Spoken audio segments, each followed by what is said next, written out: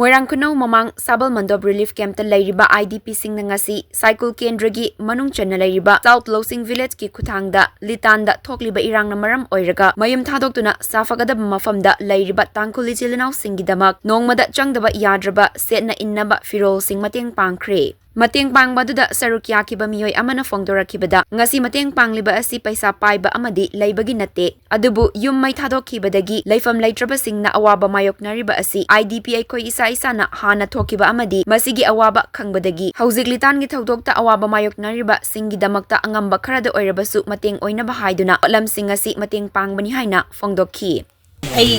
Chochampur Khuga Tampak Maite Lekaidagi Lanjenaraga Moirangkhunou mamang Sabal Relief Camp da lejabani aigi laikhidraba puroibagi mamingna aini minguna panbadadi mai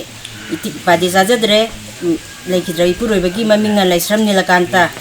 amadi laisram nilakanta gi loinabi mamondebi ai hojiji Moirangkhunou mamang Sabal mamto Relief Camp da lejari aigi camp gi nungsiraba ibung upa isinna mayamdagi angamba mateng khara akhoi lejabado puraga khanghoudana horakhiba Tangkhul amadi kuki anigi irangda akhoi angamba khudon khatang se mamanjamba yamdaba simantingnadana ibung singi Tangkhul ibung ipa singi ichinaw singi mafamda angamba khudon khitang tamjaba se harau luksen biyu si hairaga tension jaragi